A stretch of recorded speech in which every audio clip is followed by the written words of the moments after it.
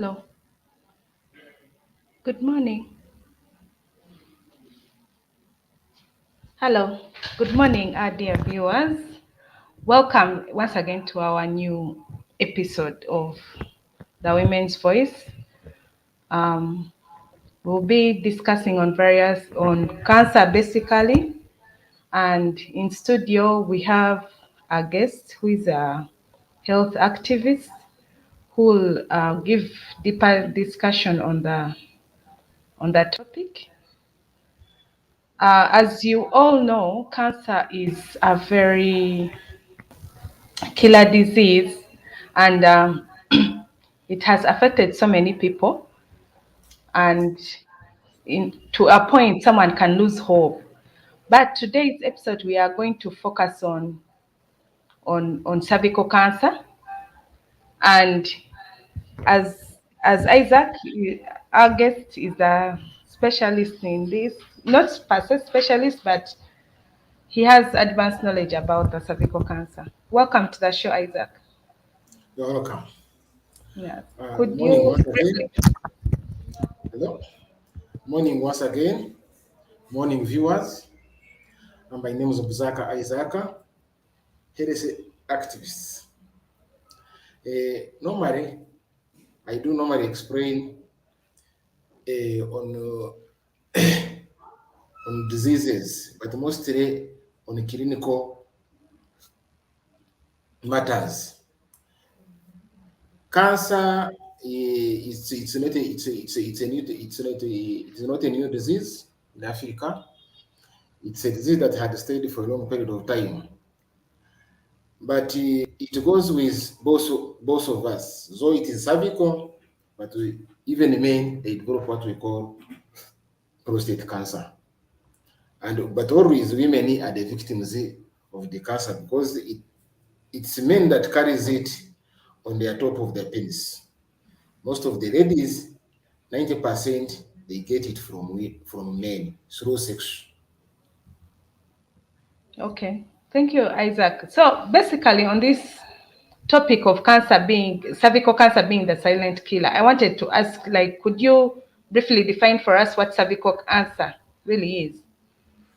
Yes, cervical cancer is a type of cancer in the cells of the cervix, the lower part of the uterus that connects the vagin. Various strains of the human papilloma virus, what we call in health language called the HPV. It's sexually transmitted diseases, but it plays a role of causing most of the cervical cancer in the body. Mm. Thank you, Isaac. So what is you've talked about the main cause being the contact with the skin in the genital areas. Is it possible for someone to get it through other ways? Because some people play anal sex, others oral. Is it possible for them to contact or to get cervical cancer? Normally, cervical cancer is not okay. Some people they can say it is skin to skin, but mostly it is a sexually transmitted disease. You Mm. cannot carry it on your hands, but through intercourse. That's where we get a cancer. That's the reason why I say the women are the victims by 90% because it's men that carries that cervical cancer on the top of their penis by using multiple partners. Mm. So what are those early signs of cervical cancer? And the signs of cervical cancer, most of the women they have an abnormal discharge, bleeding excessively between the periods, pain during intercourse, pelvic pain, lower part of the on the lower part of the on the lower part on the lower back pain. I mean, pain and swelling in the legs, and explain the weight loss, and decreased appetite. Most of the women, she may come and seeking for intervention, but when you ask her to lose the appetite, most of the time they don't eat.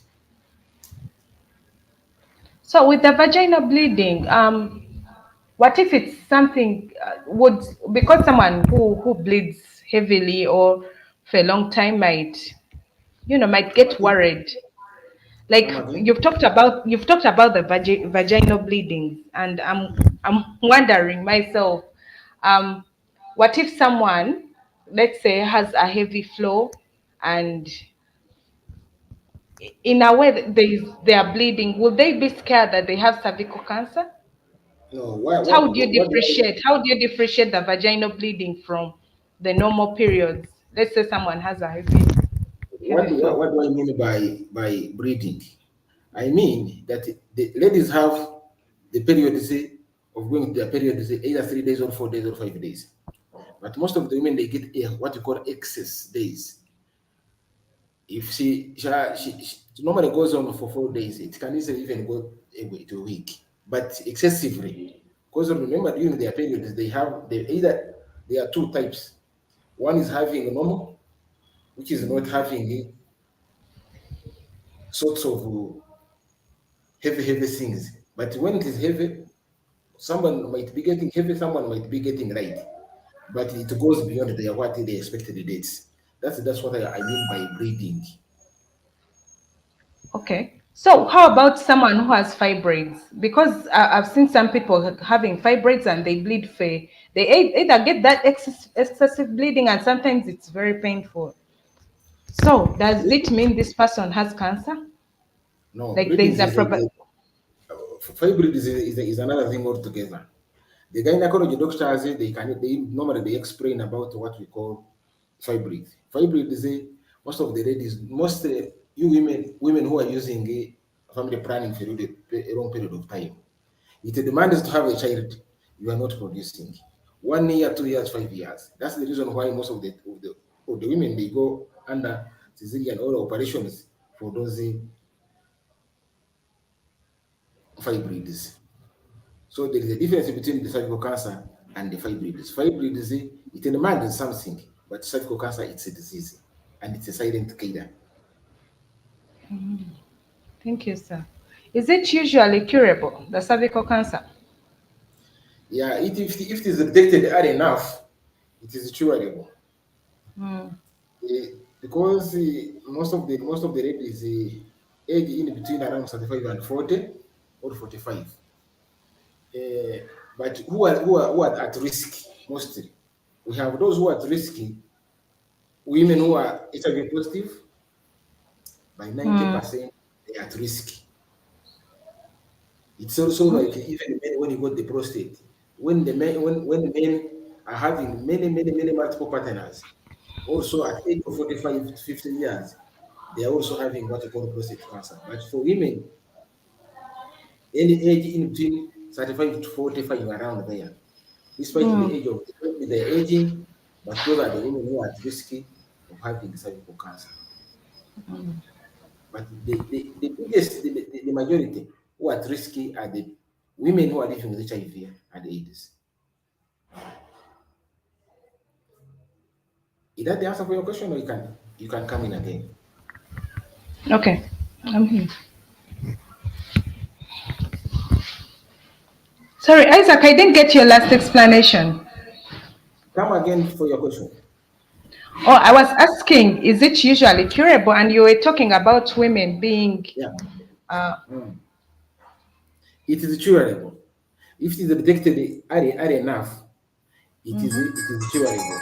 Even most of the hospitals, like these regional hospitals, they do what we call cervical cancer screening. If it is detected early enough, they treat it and it is healed. But if it is not early enough and it has spread to most of the parts, they remove what we call uterus. okay. If it is So, not early enough. so do they usually tell you that you're fully recovered, like you're fully healed, or is there a possibility of it coming back with time? No, no, no, no, no. The moment it is detected enough and you are being treated, you are given enough treatment, and you are attended by specialists, that thing won't come back. And unless if it is it's not hard enough and it has gone beyond its normal stages, That's the sometimes they say they're going to operate you and they remove what we call navana in Uganda Okay. or the So, uterus. okay. Okay. You said acquiring cervical cancer is usually a sexually transmitted disease. Does it mean if someone has cervical cancer, of course, without them knowing, detecting it early, and they have intercourse with a male who seems to be okay, does it mean that there is a possibility of the man getting the prostate cancer too? No, for men it is quite different. Men men being using multiple partners, sometimes they acquire what we call gonorrhea. And that gonorrhea, if it's not treated early enough, and I mean treated properly, it remains incurring. At the end of the day, you develop what you call prostate cancer. It enlarges the tube right from Mm, from the tubes. I mean the balls. It enlarges it when you are seated as I'm seated like this. The urine passes directly because it was not treated enough way back. But if it is treated enough, um, I can be witness because I'm now 60 years. At my 60 years, I've never had any problem of my urination. I urinate properly. If I go sex, I go sex properly. I'm still active like any young boys. But those one who had multiple partners and they had acquired the so-called gonorrhea, gonorrhea. motongo, so many diseases, and they were not treated properly. Those guys are risky of having the prostate cancer. But for women, Okay. it is normally being carried on the top of on the top of the penis of the man, because the man has been using so many multiple partners. So 90% of women, they might okay, they are having sexual partnership because of men, but not men to women. Okay. So, what is the most common presenting symptoms of cervical cancer? The present of The symptoms, co- mostly women. In women, young, I mean older women around is 40 to 50 years, they start swelling the legs swelling. They have this a lot of headache most of the time. They have back pain. You can have either back pain or the chest pain here. So it is related somehow. But those are the little bit signs of it. okay. So, how quickly can this, in case a woman has intercourse with a male, how quickly can the cervical cancer develop? Normally, I do advise women to have a regular checkup for cervical cancer. Not only, but only despite the fact that the women have challenges, they fear of being detected that they have the cancer because they know it is the end of their life. They fear they are being stigmatized by the way. It's like HIV. When somebody they say they is HIV positive, that particular person is already stigmatized. And he fears that if somebody has cancer, because nobody, no one, very few of them, they detect it when it is beyond it and they die. So when they have ever had somebody who died of cancer, so those women they don't go for medical checkup. But it's in government hospitals, it is free of charge. In government, in private, they charge some little money. But it's better you need to go for medical checkup most of the time because you don't know what is going to happen tomorrow. And you see, it is related even like women when they have STI because they are open. They can acquire it at any time. Whenever she goes to the toilet and somebody had gone there, she can acquire it. She can acquire what they call the so-called STI. But for men, they are bit somehow protected because they stand. So I really most of the time I advise women to go for medical checkup early enough, whether you are young, whether you are old. because these days even the young ladies are also having cervical cancer. We are still having a research. People they are saying that the pads that we are using, mostly the ladies, they might be having a problem, but there is a research going on to find out is it from pads or So is there a possibility? So you mean there is a possibility of someone acquiring, let's say, a UTI or an STI from the sanitary towels? not center towels. It is mostly from the bathrooms or from the toilets. That's where normally you get the STI. You women, but the men it's not very rare. For men it is sexually transmitted. If I find Amrondo is having a STI and we have sex intercourse, of course the man will have to go with it. And most of Mm-hmm. 90% we are the people who transmits that STI from one person to another. Because it's very easy for a man to detect it, but it's not very easy for a lady to detect it early enough. Men can detect it at the second day, but the women can easily spend even a week without knowing it. Until when she will have the pain in the lower part here, that's when she'll find out that I'm going for urination, but it is paining me. So you mean that the cervical cancer can be detected in 2 weeks in case a lady has acquired it, No, or no, it no, can no, take years? Does it take years for someone to detect it? not very many years. I may think that at the maximum of 6 months, that cancer can be detected. That cervical cancer can be detected in somebody's vaginal because it is a sensitive past. But most of our ladies here, they don't go for medical checkup. But 6 months, if you had somebody had the intercourse with Isaac, at the 6 months, that thing can be detected in your body. Hmm. So when you look at our country, Uganda, how, like, what's the percentage of women suffering from this type of cancer?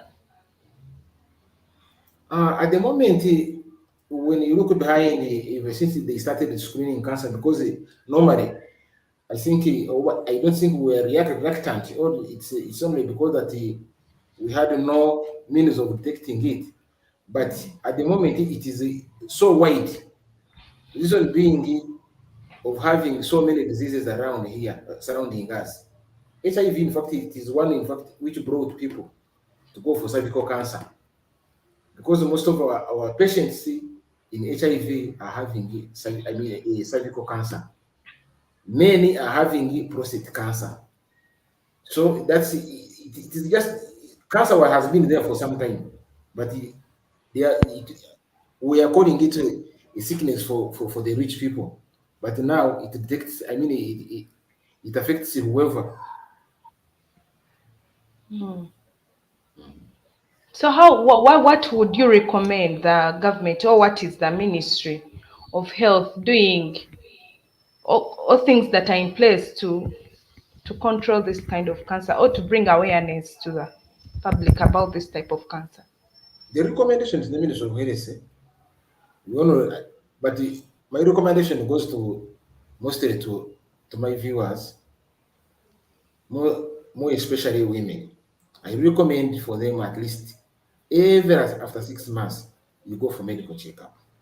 The Minister of Health is having a plan in place for to detect, for checkup. That's the reason why each regional referral hospital they have a unit, cancer unit. So let them go for screening. If it is detected enough, it can be. If it is not early enough, if it is late, they refer you to higher authority like Mrago, or the Chirutu, and so forth. But the more recommendation is to go for medical checkup. Two, to disseminate information. This information is supposed to be disseminated like the way we are having HIV, because we are now looking at 1995, 1995. Let us also, when you are talking about HIV, by the year 2030, talk about cervical cancer. So most of the women are agreeing about what we call cervical cancer. But if the information is related enough to the lower level, like these days we are having what we call community dialogue. At each and every community dialogue, just make a dot there that women should go for screening for cervical cancer. We need a lot in disseminating that information because it's not there. It is just ending up at the hospital. It does not go to the district. It does not go to the parish level or to the village level. If you can take that message up to the village level, it will help us to save the young and the old are enough. You've said women because cervical cancer is basically for women. So with this type of women, who is more at risk of acquiring cervical cancer? Okay, the one who is at risk is the person who have had the multiple partners, so those who had sexual transmitted diseases, those who had the STIs, because in young girls she can have it, but in between 35 and the 45 there, or 50 years, those are not they have had enough. They have eaten so many things. So the moment those are the people who are at risk. And the second part, those who are at risk are the people living with HIV and AIDS. Because sometimes we are having what we call the cancer is related to HIV. There is cancer as in HIV and AIDS. There is Kaposi sarcoma in most of all of us, and many other things. Even skin cancer, everything. It goes to a person living with HIV and AIDS. They also the most at risk. The second one are those ones who are having more sexy and having STI not treated enough. ABS. Okay. So there is a question that I wanted to ask. Like how you would see someone who has lung cancer, then it spreads, then it turns into, let's say, pancreatic cancer.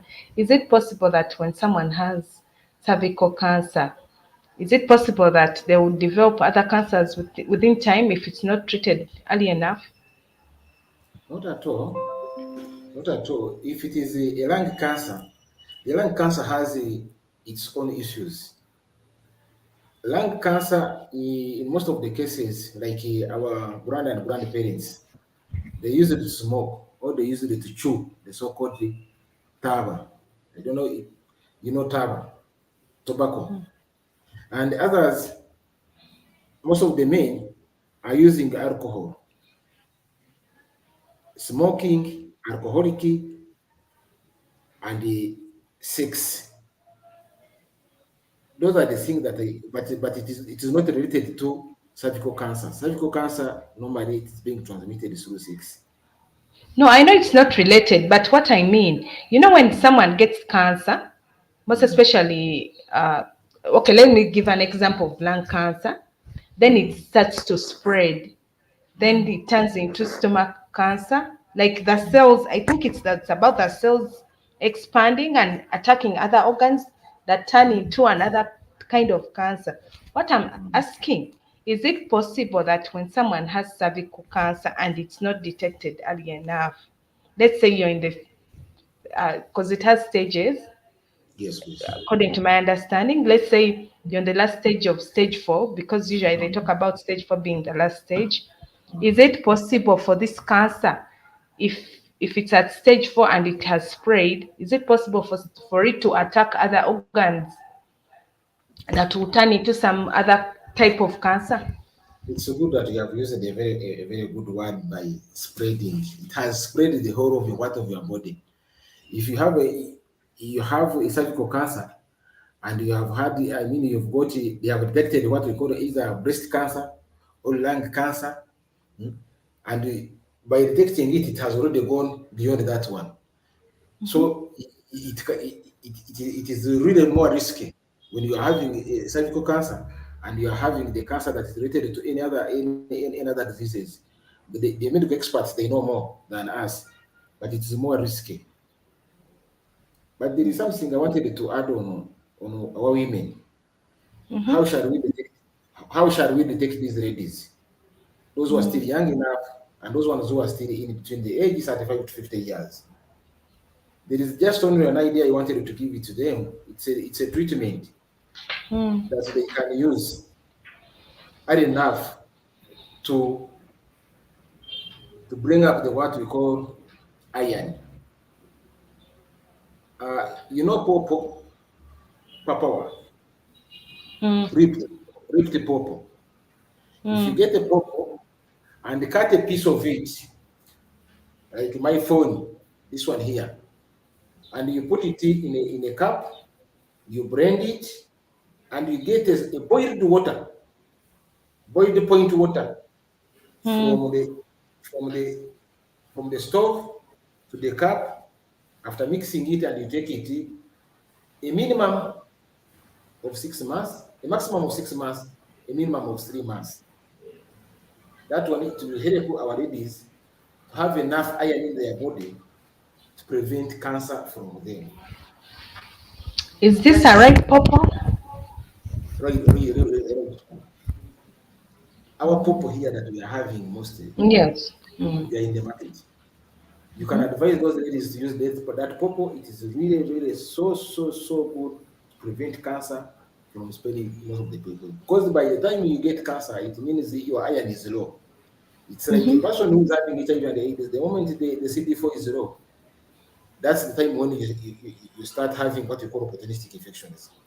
And at the moment you are using what you call the viral load, if the viral load is excessively more than 10,000, it means that your adherence is poor. But if the lady takes that purple, let me say about 3 months, the iron will go to its level. The moment it goes to its level, it protects her from getting either cervical or any cancer for related to it. Okay. There's something that has come to mind. Can someone detect cervical cancer using their fingers? There's Yeah, you see, somewhere I saw. Mm. we are having these fingers, but you have the tallest. The moment you use this finger by inserting it behind when you are seated, you ladies, you know how you sit.